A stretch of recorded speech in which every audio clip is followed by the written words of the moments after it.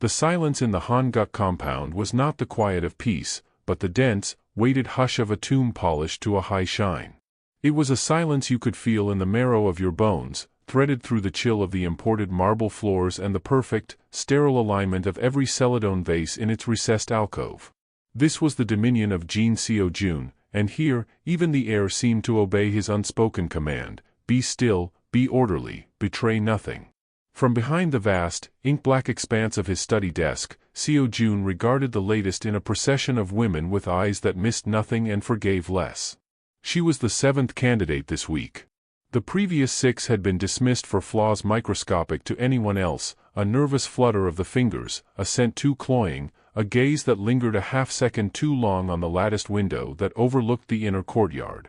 They were interviewing for a position of profound insignificance and absolute importance: a maid, a domestic, a person to see to the mundane needs of his 8-year-old son, Kim Jun. Yet Seo-jun treated the process with the strategic gravity of a general vetting a potential spy. In a way, he was. "Your references from the agency are adequate," he said, his voice a low, controlled baritone that seemed to absorb the room's scant sound rather than project it. He did not look at the papers before him. He had memorized her file an hour ago. "Explain to me why you would seek a live-in position here, in a household with such specific requirements." The woman, a Miss Choi, launched into a rehearsed speech about the honor of service and her affinity for children. Seo-jun watched her mouth form the words, but his mind was elsewhere, trapped in the perpetual loop of memory that played behind his eyes: the sharp, wrong scent of cordite mixing with his wife's perfume, the deafening crack that wasn't fireworks, the terrible, final stillness of her hand in his. The lesson was etched in fire upon his soul: the world was a chaotic, venomous place, and vulnerability was a target. June was all he had left. June would be kept safe. Safety meant control. Control meant walls, rules, and the elimination of all unpredictable variables. A maid who sang too brightly was a variable. A nanny who told exciting, adventurous stories was a variable. A caregiver who might, in a moment of soft-hearted foolishness, take the boy for an unvetted stroll outside the walls was a catastrophic variable. Miss Choi finished. Seo-jun gave a minute, dismissive shake of his head. His right-hand man, Park Tae-kyung, standing sentinel by the door, understood. He guided her out with polite, firm efficiency. "The next one, sir?" Tae-kyung asked, his voice carefully neutral. "The last for today." "Send her in." She entered not with the hesitant shuffle of the others, but with a quiet, gliding step that spoke of conscious movement rather than anxiety. Seo-jun's gaze lifted, taking her in. Kwon Mina. The file said 28. Her heritage was clear in her features, the elegant structure of her face undeniably Korean, but paired with dark, watchful eyes and hair that fell in tight, natural coils restrained in a severe bun. Her posture was impeccable, back straight but not rigid, hands clasped loosely before her plain, dark dress. She did not smile. She did not fidget. She simply stopped at the prescribed distance before his desk and waited, her eyes lowered to a point on the floor just ahead of him. "Kwon Mina." "Yes, sir." Her voice was even, a medium tone without subservient sweetness or defensive sharpness. He went through the same questions, his delivery a monotone drill. Her answers were succinct, factual. She sought live-in work for the privacy and stability. She had no family attachments in the city. Her previous employers cited her discretion and reliability. She mentioned no particular love of children, only a competence in their care. "The boy, Kim Jun," Seo-jun said, leaning forward slightly, a predator testing the wind. "Your duties would be solely domestic. Meals, laundry, the maintenance of his quarters.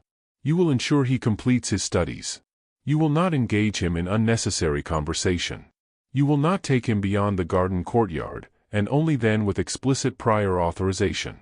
You will report any unusual behavior, any questions he might ask, directly to me. Your purpose is to be a ghost in his life. A functional, silent ghost. Do you understand the absolute nature of these terms?"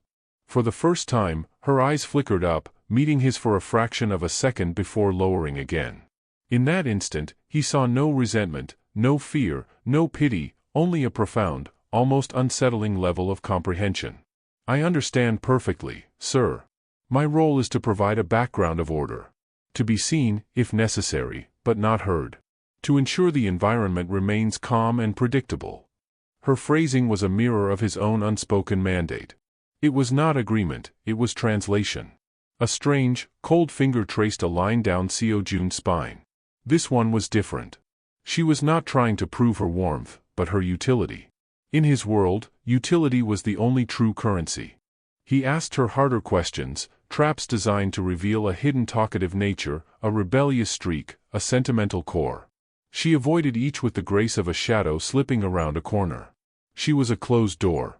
For Seo Jun, who lived behind a fortress of his own making, this was curiously acceptable. A mystery was, at least, not a recognized threat. An open, smiling heart was. "You are hired," he stated, the words final. "Taekyung will show you to your room. It is in the west wing, adjacent to the boys' quarters but with a separate entrance. You will take your meals alone unless summoned. Your access to the house systems is limited. You will begin tomorrow." "Thank you, sir." She offered a slight, formal bow, neither deep enough to be obsequious nor shallow enough to be disrespectful. It was, like everything else, precisely measured. As Taekyung led her away, Seo Jun turned to the bank of security monitors embedded in the wall. He watched the black and white feed as they moved through the hallways. She did not glance at the art, nor strain to peer into half-open doors. Her head was slightly inclined, as if listening, but her focus seemed internal. She was mapping, he realized. Not with her eyes, but with some other sense. It was the awareness of a creature acclimating to a new cage, noting the locks, the bars, the sightlines. Later, in the deep watch of the night, Seo Jun stood before the floor-to-ceiling window of his study, a glass of amber liquor untouched in his hand. The compound slept, or pretended to. His thoughts were on the ghost he had invited into his machine. Down in the west wing, in a small, clean room, Kwon Mina stood at her own window. The narrator, who sees all the locked doors and unspoken thoughts, watched her there. She did not look out at the glittering, oppressive skyline of Seoul with wonder or longing. Her gaze was turned downward, into the geometric darkness of the compound grounds. Her eyes, now alive with a sharp, analytical light that would have frozen Seo Jun had he seen it, tracked the slow, predictable patrol of his guards. She noted the blind spot between the garage and the southern wall, the 3-second lag in the camera's pan across the herb garden, the rhythm of it all. Then, as if switching off a lamp, the light in her eyes vanished, replaced by the placid, empty mask of the maid. She drew the blinds with a soft, definitive click. The stage was set, the players in place, each believing themselves the sole author of the coming drama, unaware that the script had just been torn in two by a pair of silent, observing hands. For a week, Kwon Mina was a study in negative space. She existed in the Hanguk compound not as a presence, but as an erasure of disorder. Floors appeared freshly polished moments after June trailed a scattering of dirt from the potted bonsai he was tending. Meals, nutritionally perfect, visually precise, and devoid of any indulgent flourish, materialized on the boys' dining table exactly at the appointed hours before she vanished back into the service corridors. Laundry was folded with a military crispness, books were returned to their shelves aligned to the millimeter, and the air in June's wing seemed perpetually still, as if held in a breath she had not yet released. Seo Jun observed this through the cold, unblinking eyes of the security system. He watched grainy feeds of her emptying wastebaskets, her expression a cipher of dutiful blankness. She was, by every measurable metric, the perfect employee. She had become the functional ghost he had demanded. And yet, the very perfection of her performance began to itch at him, a phantom sensation beneath his skin. It was too seamless. Her silence felt less like submission and more like a form of profound listening. She moved through his home like a librarian in a vault of secrets, touching nothing but absorbing everything. The boy, Kim Jun, was the living, breathing flaw in the compound's sterile design. He was a small, quiet satellite orbiting his father's distant, grim sun. His eyes, too large for his pale face, held a permanent, wounded watchfulness. He flinched at the sudden closing of a door, the backfire of a car on the distant street. His nightmares were a scheduled, terrible event. The narrator, who hears the whimpers behind soundproofed walls, knew they often began with a bang, a sound effect of memory, and ended in a silent, breathless terror. Seo Jun knew of them only from the reports of the previous, failed maids. Mina offered no reports. But on her third night, the narrator saw her, seated not in her room, but on a hard chair in the hallway outside June's door during the witching hour, a silent, shadowed sentinel. She did not enter. She simply sat, a still point in the dark, until his ragged breathing evened out. It was not comfort she offered, but a witness. The first crack in Seo Jun's mandated order came from outside, borne in on the polished leather shoes of Lieutenant Kang's son, a boy named Minho. Kang was a useful, brutal man in Seo Jun's organization, and his visits were a necessary evil. Minho, at 10, was already a mimic of his father's swagger, a boy who understood power as something you pressed upon the weak. Seo Jun, from his study monitor, watched the two boys in the sun-dappled playroom. Jun was showing Minho a delicate, intricate castle he'd built from traditional wooden blocks. Minho listened with a smirk before his hand shot out, not to topple the structure violently, but to pluck the keystone block with a cruel, surgical precision. The castle collapsed in a sigh of wood. Jun's face crumpled not into tears, but into a hollowed-out resignation that was far worse. Minho said something, the audio tinny and indistinct, but the sneer was clear. He poked Jun in the chest, a small, demeaning jab. Jun took a step back, his shoulders curling inward, making himself smaller. The lesson was being learned, as Seo Jun feared it must be. The world inside the walls could be just as predatory as the one outside. What happened next was missed by Seo Jun, his attention snatched away by a buzzing phone. But the narrator saw. Mina had been dusting the far shelf, a statue of inconsequence. As Miho advanced for another poke, her cloth, with a slight, almost imperceptible flick of her wrist, sent a small, heavy jade figurine tumbling from the shelf. It struck the floor between the two boys with a sharp, ceramic crack that echoed like a gunshot in the quiet room. Both boys jumped. Miho's aggression shattered into startled surprise. Jun's eyes went wide. Mina was already there, head bowed, gathering the pieces. "My profound apology," she murmured, her voice a low, cool stream. "A clumsy accident." Her gaze, as she looked up, did not go to the triumphant Miho, but held Jun's for a suspended moment. In it, there was no pity, no apology for the broken object. There was only a question, stark and clear: are you just going to watch things fall apart? The moment passed. Miho, bored now, wandered off. The playroom emptied. But later, in the late afternoon stillness of the private walled garden, the narrator observed the second, more profound breach. Jun stood listlessly by a bed of meticulously raked gravel, kicking at the edge. Mina appeared, carrying a tray to return to the kitchens. She paused, not looking at him, but at a young maple tree struggling in a too small planter. "A tree with shallow roots is the first to fall in a storm," she said, her voice so quiet it seemed part of the breeze. Jun stilled, listening. It does not beg the wind to be gentler. It does not apologize for taking space. She finally turned her head, her eyes meeting his. It digs its roots deeper, where the noise cannot reach. She then did a simple thing. She shifted her stance, moving her feet shoulder-width apart on the gravel path, her center sinking down a bare inch. It was a posture of stability, of readiness. "The ground is always there," she said. "Feel it. Let it hold you up. The fear is in here," she touched her own diaphragm, "but your strength is down here." She indicated the solid placement of her feet. "Breathe into the strength. Not the fear." Hesitantly, Jun mimicked her. His stance was wobbly, unsure. Mina gave a tiny, almost invisible nod. "The tree does not fight the storm. It bends, it sways, its roots hold. To bend is not to break." She picked up her tray and left him there, standing differently in his own skin, a faint line of concentration between his brows where before there had only been worry. Seo Jun reviewed the footage that night.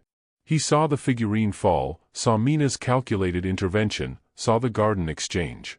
He watched his son's face change, saw the dawn of a new kind of focus, not the fear of a thing happening to him, but the engagement of a mind beginning to work for him. The cold, paternal logic in Seo Jun warred with the rigid rules of his own making. The ghost was speaking. And worse, his son was listening.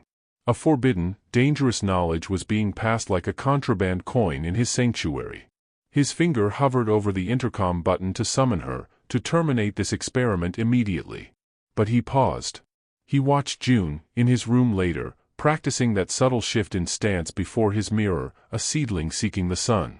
The boy's face held a fragile light Seo-jun had not seen since before his mother's death. The hand that made empires tremble hesitated. The command died in his throat. The crack in his perfect control had been made, and through it, a single, tenacious whisper of a different world was now growing. The tension in the Hanguk compound was a fine wire drawn taut, vibrating at a frequency only Seo-jun and the new maid seemed to hear. It sang in the spaces between her silent movements and his surveillant gaze. Business, the brutal, sprawling empire that funded this gilded silence, finally issued its summons. A territorial dispute on the docks required the boss's physical presence, a reminder that for all his fortress's might, the world outside still demanded bloody tithes. Seo-jun departed under a bruise-colored twilight, his instructions to Taekyung leaving no room for interpretation. The household routine was to be an unbroken algorithm. The boy, the maid, the walls. Nothing more. In his absence, the silence deepened, but its quality changed. It was no longer the held-breath stillness of suppressed fear, but the anticipatory quiet of a stage before the curtain rises. June, after a dinner Mina had served and cleared with her usual spectral efficiency, retired to his room. The narrator, who listens to the whispers of the subconscious, felt the gathering storm in the child's mind. The triggers were mundane, the particular cadence of a guard's boothiel on marble, the distant wail of a siren that climbed too sharply, but their destination was a specific, uncharted hell. The nightmare, when it came, was not the usual whimper. It was a strangled cry, then a thrashing of limbs against silk sheets, a silent scream trapped behind clenched teeth. The security feed in the guard room showed Mina's door opening before the sound had fully left June's throat. She moved not with rushed alarm, but with a swift, direct purpose. She did not knock. She entered his chamber, a shadow against the dim nightlight. The boy was sitting bolt upright, eyes wide and unseeing, chest heaving in ragged, insufficient gasps. A lesser caregiver might have gathered him in a soft embrace, murmuring empty platitudes. Mina did not touch him. She stood at the foot of his bed, a silhouette of absolute calm in the maelstrom of his terror. "June," she said, his name not a question, but an anchor. Her voice was low and firm, stripping the horror of its ambiguity. "You are in your room. The door is closed. You are safe." He blinked, the present world bleeding back into his vision, but the fear still gripped his lungs. It was so loud, he choked out. "The sound is gone. What remains is the echo. Do not breathe the echo." She took a single step closer. "Fear is a signal. It is your body telling you a story of danger. The story is over. Now you must tell your body a new story." She then began the lesson. It was not a lesson of comfort, but of ruthless, practical neurology. "Put your feet on the floor," she instructed. "Feel the wood. Is it warm or cool?" He stammered, confused. "Tell me. Warm or cool?" "See cool," he managed. "Good. Now, the blanket in your hand. What is its texture?" He clutched at it. "Soft. Name 5 things you can see that are blue." The bizarre, simple command pulled him from the swirling vortex of memory. His eyes darted. The book spine. The vase. The stitching on the chair. My toothbrush handle. The light on the game console. His breathing began to slow, the panic receding before the onslaught of mundane inventory. Mina nodded, a sharp downward cut of her chin. The signal was false. "You have located yourself. This is the first skill. To know where you are, and when you are. The past is a country you visit. You do not have to live there." For the next hour, in that dim room, the ghost became a drill instructor. She taught him not to fight, but to see. She had him stand in the center of the room and, without turning his head, list every possible exit. Not just the door, but the window, its latch, the ventilation grate. She placed a water glass, a book, a pillow on the floor and asked him, "Which is a shield? A distraction? A weapon?" He pointed to the pillow, the book, the glass. "Sometimes," she said, her voice a mere thread of sound, "the best weapon is not to be where the blow lands." She showed him a simple pivot, a shift of weight that would slip a grasping hand, using his own small dresser as a hypothetical assailant. It was not martial arts, it was the arithmetic of survival, distilled to its most basic equation. Seo-jun's return was earlier than anticipated. The dock matter had been resolved with a swift, unambiguous brutality that left him restless. The paralysis that gripped Seo Jun in the dojo doorway was not a cessation of function, but a profound recalibration. The sight had bypassed his conscious mind and drilled directly into the primal core of him, the protector, the strategist, the man who had believed his methodology was absolute. For a long, suspended minute, he was a ghost in his own home, watching a future he had never dared imagine unfold in the silent language of movement and focus. Then, the cold waters of reality closed back over him. The awe curdled into a sharp, volatile compound of suspicion, violation, and a terrifying, unwanted respect. He retreated, a shadow melting into deeper shadow, and did not interrupt. The next morning dawned with a false normalcy. June appeared for breakfast, his eyes clear, a subtle new confidence in the way he held his spoon. He offered his father a quiet, "Good morning, Abioji," the words lacking their usual tremulous edge. Seo Jun acknowledged him with a nod, the gesture feeling like a lie. His gaze tracked Mina as she set a plate before him. Her facade was restored, the dutiful blankness perfectly in place, but he could see the echo of the dojo in the economy of her motion, in the quiet steadiness of her hands. She was no longer a mystery, she was a loaded gun left on the nursery floor, and he had allowed it. He waited. He conducted his business from his study, his voice on the phone a low, controlled instrument of threat and commerce. But his attention was a splintered thing, forever pulled to the live security feed on a secondary monitor. He watched her teach June how to fall, not a collapse, but a controlled descent, slapping the mat to disperse force. He watched her drill him on situational awareness, turning a simple walk to the garden into a lesson in observing patterns, in noting the changed position of a chair, the fresh cut on a guard's knuckle. It was a curriculum in vigilance, a vaccination against the very helplessness that haunted the boy. By the afternoon, the pressure in Seo Jun's chest had built to a critical mass. The conflict was untenable. The ghost had not only spoken, she had taken up residence in the machinery of his life and begun rewiring it. He could not let this stand. Yet, the sight of June's shoulders squaring, of the ghost of a smile touching his son's lips as he mastered a simple evasion, it was a drug, and Seo Jun was already addicted to the effect. His summons, when it came, was not delivered by Taekyung. He pressed the intercom button himself, his voice stripped of all inflection, a bare wire carrying a lethal current. "Kwon Mina. My study. Now." The narrator, who occupies the space between heartbeats, witnessed her receipt of the command. There was no startlement, no fearful hesitation. In the solitude of the kitchen, she paused, her hand hovering over a freshly washed knife. She did not pick it up. Instead, she carefully dried her hands on a cloth, folded it with precise corners, and laid it beside the sink. She was not preparing for a dismissal, she was preparing for a different kind of confrontation. The mask was about to be set aside, not by accident, but by deliberate, calculated choice. She entered the study not as the maid with downcast eyes, but with a measured, silent stride that carried her to the center of the room before his desk. She did not wait for permission to stand there. She simply did. The subservient angle of her head was gone.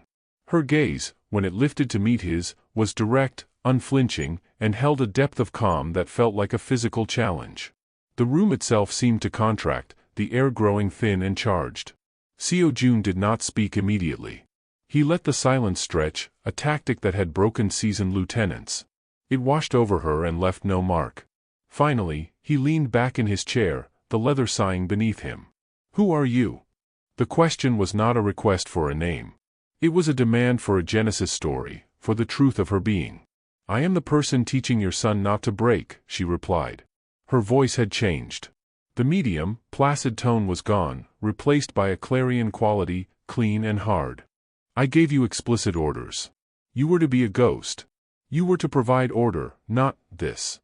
He gestured vaguely, a rare inability to find the precise word. "This insurrection. The order you provided was a slow death," she stated, and the clinical finality of the phrase made his jaw tighten.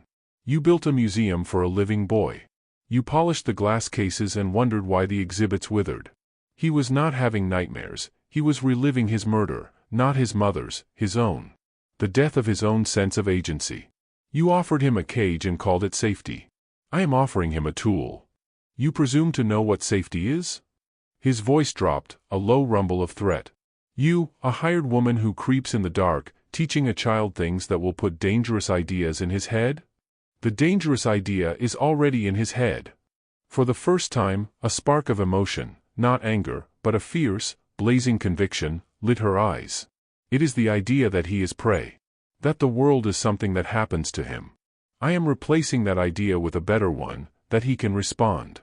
That he can see the threat coming, and choose how to meet it.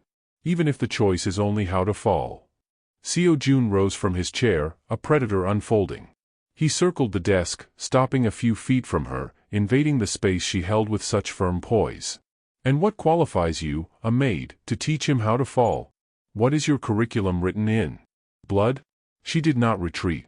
She turned her head slightly to keep him in her sight, a subtle, professional adjustment. My qualifications are in the result. Look at him. Is he weaker? More afraid? Or is he, for the first time since you can remember, beginning to inhabit his own body instead of hiding from it? He was close enough now to see the faint, pale scar along her hairline, the calluses on her knuckles that no amount of domestic work could explain. He could smell the clean, unscented soap on her skin, and beneath it, a faint, metallic hint of sheer, controlled will. The attraction was a live wire in the room, a dangerous, unwanted third presence. It was the pull of one apex predator to another, a recognition that bypassed all societal pretense. You could be a plant, he hissed, the accusation a last bastion of his crumbling control. A spy sent by the Parks or the Kims to get close, to make him vulnerable in a new way. A faint, grim shadow of a smile touched her lips, there and gone in an instant. If I were a spy, June would already be a weapon turned against you. I would be teaching him blind obedience, not critical thought. I would be fostering dependence on me, not confidence in himself. I am making him harder to break, Seo Jun SSI. Not easier to steal. The use of his name, without title, was a calculated strike. It acknowledged his power even as it refused to bow to it. He stood there, breathing the same charged air, his mind a battlefield. Every instinct screamed to fire her, to erase this variable, to return to the sterile, predictable agony of before.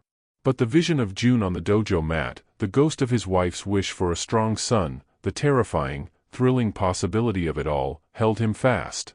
A deal, he said, the words ripped from him. You continue. But I observe. Every lesson. Every word. There are no more secrets in the dark. He was not asking. He was dictating a new, more intimate war. She held his gaze, and in her eyes, he saw not defeat, but a reassessment. The partner she had seen in the dojo was not the tyrant she faced now, but a blend of both. Agreed, she said. But you will observe as a student, not a warden. You will learn what he learns. If you want to understand the armor you are providing, you must first feel its weight. The interrogation was over. No one had been fired. No one had yielded. A new, fragile, and deeply dangerous alliance had been forged in the space between their opposing wills. The silent war had simply entered a new, more intimate phase. The dojo ceased to be a forgotten room and became the beating, clandestine heart of the Hanguk compound. Its mirrored walls, which had once reflected only dust motes and emptiness, now held a triptych of transformation. The air hummed with a new energy, thick with the scent of polished wood, clean sweat, and the ozone tang of psychological rupture. Seo Jun, true to his word, became a permanent, silent fixture, a statue of controlled intensity seated on a low bench in the corner. His observation was not passive, it was an act of voracious consumption, his eyes missing nothing, filing away each movement, each subtle shift in power. The lessons evolved. Under the father's watchful gaze, Mina's curriculum expanded with a daring precision. She taught June about balance points, using a simple wooden rod to demonstrate how minimal, applied pressure could topple great force. She turned a lesson on tying shoes into a module on knots that could bind or escape. Seo Jun watched, his analytical mind dissecting the principles, recognizing their brutal elegance. He saw the boy's intellect, often buried under anxiety, ignite. June began to ask why and what if, his questions no longer born of fear, but of strategic curiosity. The pride that swelled in Seo Jun's chest was a foreign, terrifying sensation, a warmth that threatened to melt the permafrost around his heart. The physical proximity was a form of exquisite torture. The dojo was a close space, and the heat of their bodies, the sound of their breathing, became a silent dialogue beneath the spoken instruction. Seo Jun, a man who commanded armies from behind desks and through bulletproof glass, was now within arm's reach of this enigma. He saw the ripple of muscle in her forearms as she demonstrated a wrist lock, noted the way her simple training clothes draped over a form that was lean and powerfully efficient, not soft or yielding. He caught the faint scent of her, soap and something else, something elemental like gunmetal and rain, and it invaded his senses, an unwanted intimacy that dismantled his defenses one breath at a time. For Mina, his presence was a constant test. She could feel the weight of his gaze like a physical pressure. Teaching June was a pure act. Teaching under the scrutiny of a man whose world was violence was an act of high-wire performance. She calibrated her lessons, making them more nuanced, knowing he would understand the deadlier implications she left unspoken.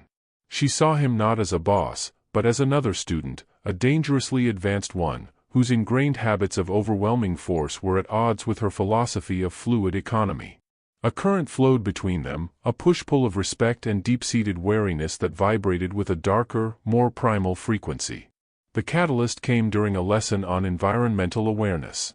Mina had June stand in the center of the room and describe every object, its potential use, its position relative to the exits. Then she turned her unsettling focus to Seo Jun. "You," she said, her voice cool. "You rely on intimidation. On the fear your presence creates. What happens when that fails? When someone is not afraid?" Seo Jun's eyes narrowed. "They learn to be afraid." "A waste of energy," she countered.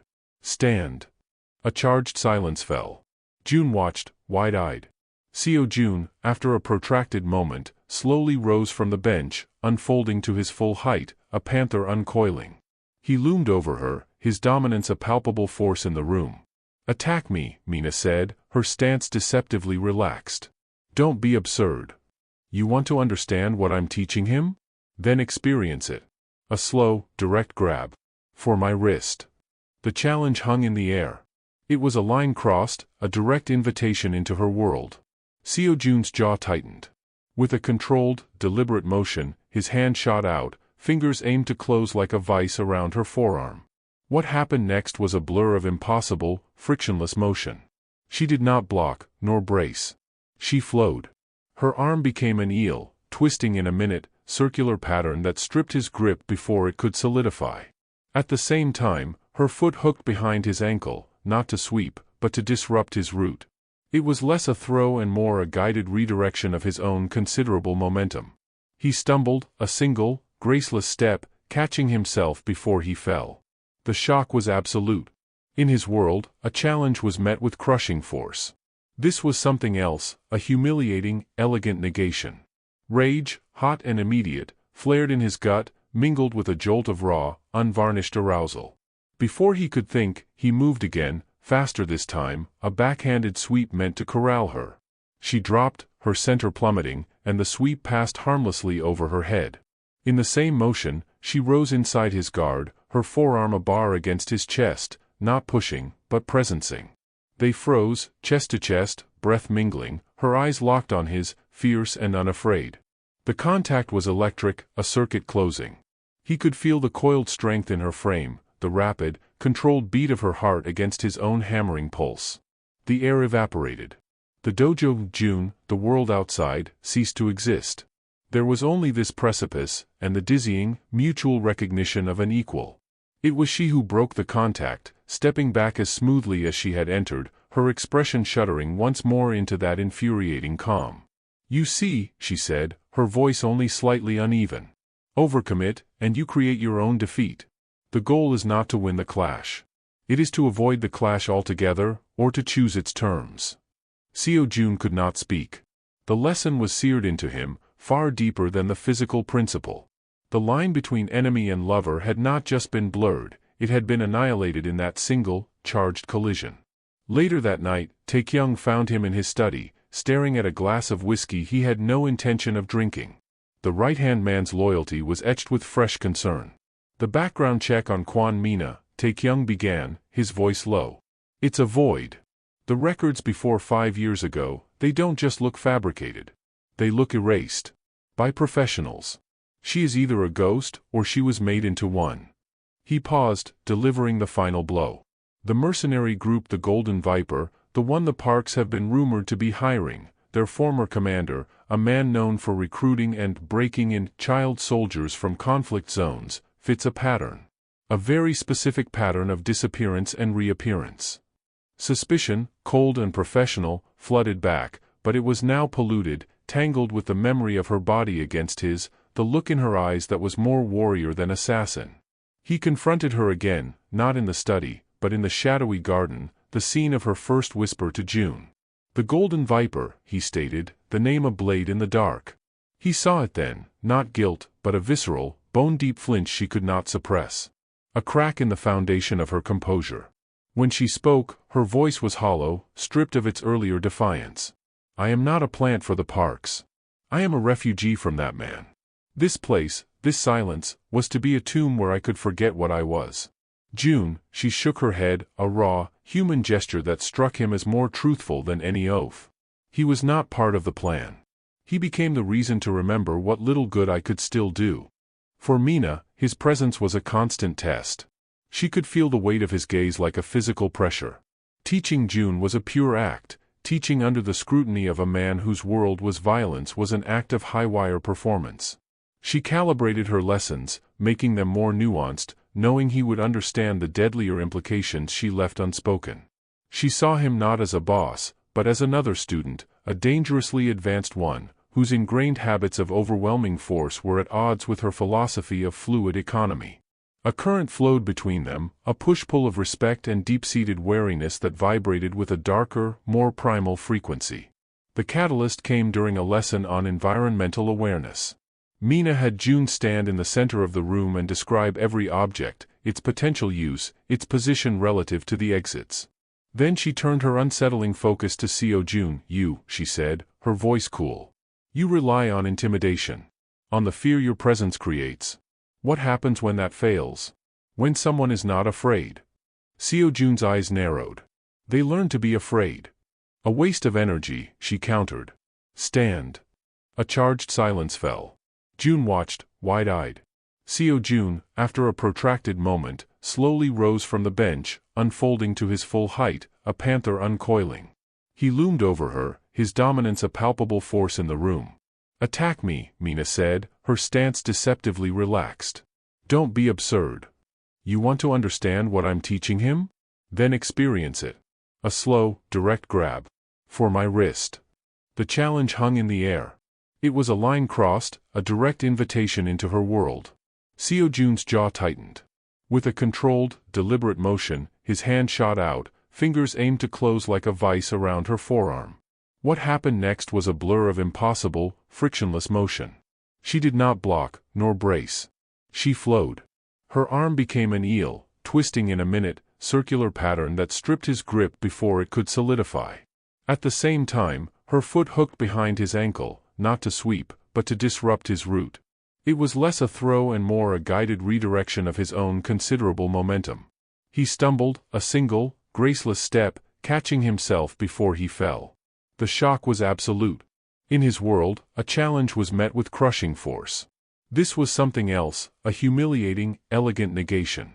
Rage, hot and immediate, flared in his gut, mingled with a jolt of raw, unvarnished arousal. Before he could think, he moved again, faster this time, a backhanded sweep meant to corral her. She dropped, her center plummeting, and the sweep passed harmlessly over her head. In the same motion, she rose inside his guard, her forearm a bar against his chest, not pushing, but presencing. They froze, chest to chest, breath mingling, her eyes locked on his, fierce and unafraid. The contact was electric, a circuit closing. He could feel the coiled strength in her frame, the rapid, controlled beat of her heart against his own hammering pulse. The air evaporated. The dojo, June, the world outside, ceased to exist. There was only this precipice, and the dizzying, mutual recognition of an equal. It was she who broke the contact, stepping back as smoothly as she had entered, her expression shuddering once more into that infuriating calm. You see, she said, her voice only slightly uneven. Overcommit, and you create your own defeat. The goal is not to win the clash. It is to avoid the clash altogether, or to choose its terms. Seo Jun could not speak. The lesson was seared into him, far deeper than the physical principle. The line between enemy and lover had not just been blurred, it had been annihilated in that single, charged collision. Later that night, Taekyung found him in his study, staring at a glass of whiskey he had no intention of drinking. The right-hand man's loyalty was etched with fresh concern. The background check on Kwon Mina, Taekyung began, his voice low. It's a void. The records before 5 years ago, they don't just look fabricated. They look erased. By professionals. She is either a ghost, or she was made into one.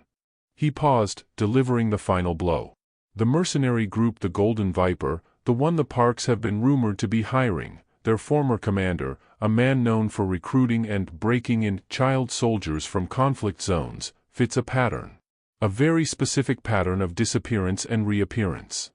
Suspicion, cold and professional, flooded back, but it was now polluted, tangled with the memory of her body against his, the look in her eyes that was more warrior than assassin.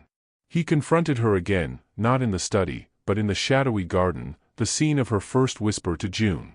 The Golden Viper, he stated, the name a blade in the dark. He saw it then, not guilt, but a visceral, bone-deep flinch she could not suppress. A crack in the foundation of her composure. When she spoke, her voice was hollow, stripped of its earlier defiance. I am not a plant for the Parks. I am a refugee from that man. This place, this silence, was to be a tomb where I could forget what I was. June, she shook her head, a raw, human gesture that struck him as more truthful than any oath. He was not part of the plan. He became the reason to remember what little good I could still do. Seo Jun looked at her, standing in the moonlight, a weapon confessing its desire to be a tool, a shield. He knew she was not telling him everything. But he also knew, with a certainty that bypassed all logic, that her protection of June was not a gambit. It was a creed.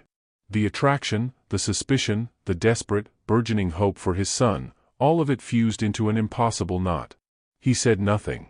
He simply turned and walked back into the house, leaving her standing in the dark, the truth a specter now loose between them. The wary alliance had deepened into something far more complex and treacherous, a shared secret, and a shared peril. The revelation in the garden did not settle the air in the Hanguk compound, it supercharged it. Seo Jun moved through his empire with a renewed, razor-edged vigilance, his commands sharper, his punishments swifter. The threat was no longer abstract. It had a name, the Golden Viper, and a face he had seen reflected in the flinch of Kwon Mina's eyes. She, in turn, seemed to shed the last remnants of the maid's camouflage. Her silence was no longer submissive, but predatory, a watchful stillness that matched his own. They orbited each other and June in a tense, silent pact, the boy the unsuspecting sun around which their dark galaxies turned. The lessons intensified, evolving from theory into grim, repetitive drills. Exits were not just noted but run to, blindfolded. Household objects were not just identified but wielded, their potential for harm or distraction coldly assessed. June, sensing the new, unspoken gravity, met it with a seriousness that made him seem years older. The attack, when it came, was a masterpiece of brutal timing and insider knowledge. It was not a frontal assault on the gates, that would have been suicide, but a surgical incursion during the compound's sole moment of rhythmic vulnerability, the changing of the guard shift at dusk, when protocols overlapped and attention fractionally divided. They came not for Seo Jun, but for the perceived soft target, the air. The narrator, who hears the click of a safety disengaged a city block away, felt the wrongness first in the dying of the birdsong in the courtyard garden. Then, the lights died, not a blackout, but a precise, localized severing of power to the residential wing, plunging June's quarters and the dojo into premature twilight. Seo Jun was in his study, the sudden darkness triggering an immediate, ice-cold cascade of protocols in his mind. But before the first shout of alarm could leave Taekyung's lips, before the backup generators could groan to life, the sound of violence reached them. It was not the cacophony of a firefight, but something worse, the muffled thuds of close-quarters combat, the sharp crack of breaking furniture, a single, choked-off cry. It was coming from the direction of the dojo. Seo Jun moved, a shadow armed with a fury so absolute it was silent. He did not run, he flowed like a torrent of black water, a pistol a cold extension of his hand. What he saw as he crossed the threshold of the dojo would be etched in fire on his memory forever. The scene was one of surreal, brutal choreography. Two invaders, clad in nondescript tactical gear, were down, one crumpled against a mirrored wall webbed with cracks, the other clutching a grotesquely angled arm. A third was still standing, his back to Seo Jun, advancing on Jun, who was cornered near the weapon rack. But the boy was not cowering. He held a jo staff, a simple wooden pole, in a guard position Mina had taught him, his face a mask of focused fear. And between them was Mina. She was a specter unleashed. The plain training clothes were a blur. She wielded no traditional weapon, only a hardened leather belt she had whipped from her waist. It snaked out, not to strike flesh, but to coil around the attacker's wrist as he thrust a knife toward Jun, yanking his aim wide. In the opening, she was on him, not with the flamboyant violence of Seo Jun's world, but with a horrifying, clinical efficiency. A sharp, snapping kick to the knee, a piston-driven fist to the diaphragm, a spinning elbow to the temple. Each movement was a statement of terminal physics, no more, no less. This was not fighting. This was the dismantling of a human machine. Seo Jun's own violence joined the fray, a stark counterpoint. Where she was a scalpel, he was a sledgehammer. He put 2 bullets into the already crippled attacker with a cold, resonating finality. The last man, disoriented by Mina's assault, turned to face the new threat and met Seo Jun's furious, close-range gunfire. The roar was deafening in the enclosed space. Then, silence, ringing and thick with the scent of cordite and copper. The emergency lights flickered on, casting a stark, pulsating glow over the carnage. Seo Jun's eyes found Jun. The boy was lowering the staff, his breath coming in gasps, but he was upright. Unharmed. Alive. And in his eyes was not the shattered terror of the past, but the stunned, clear aftermath of having held his ground. He had not fought, but he had presented. He had been a problem, not a prize. It was the first, crucial victory. Seo Jun's gaze then swung to Mina. She stood over the man she had felled, her chest rising and falling steadily, the leather belt hanging loose in her hand. Her knuckles were split and bleeding. There was a fierceness in her face he had never seen, a primal, unvarnished truth. She was not a maid, not a mystery. She was a warrior, standing in the wreckage of his home, drenched in the proof of her loyalty. In the chaotic aftermath, as Taekyung's men secured the perimeter and removed the dead, Seo Jun found her alone. She was in the dojo once more, methodically wiping her blood from the jo staff Jun had held. The room was a tomb to his old notions of safety. He used the pivot I taught him, she said, not looking up, her voice rough. To create space. To buy the second I needed. Seo Jun approached, a wound on his bicep weeping crimson, a token he barely felt. He stopped before her. The contract between them, the one written in suspicion and necessity, lay in ashes at their feet. You told me you came here to hide, he said, his voice gravel. I did. You could have hidden today. You could have faded into the walls and let them take him. The Viper would have been satisfied. You would have been free. Now she looked up. Her eyes were endless pools of dark resolve, holding no softness, only a truth as hard as diamond. I am not hiding anymore. In those 5 words, Seo Jun heard everything. The past she fled. The future she was choosing. The reason she stayed. It was not for sanctuary. It was for the boy who had asked, what if, and for the man who had, against all odds, allowed it. The last of his defenses, the great wall he had built around his heart and his air, crumbled into dust. The attraction, the respect, the shared, brutal understanding of the world, they coalesced into a single, undeniable force. He did not offer her a new salary. He did not speak of gratitude. The language of their world was action, was pact. The commander of the Golden Viper, Seo Jun stated, the name a death sentence. He knows you are here now. He will not stop.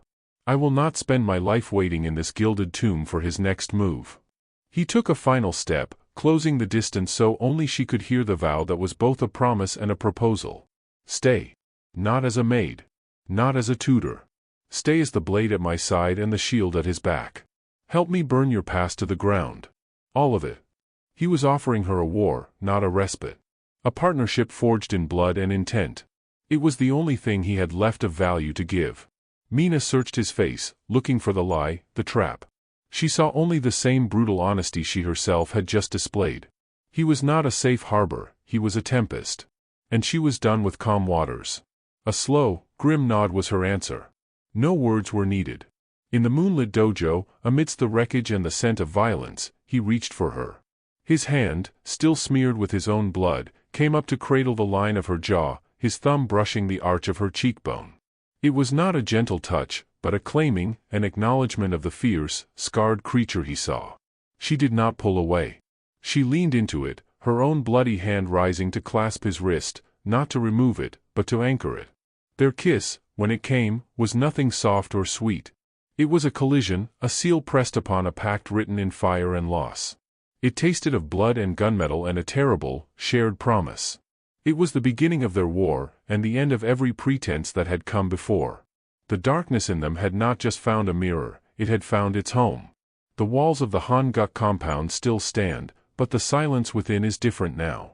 It is the quiet of a sharpened blade, the steady breath before a strike. The story of the shadow and the sparrow is far from over.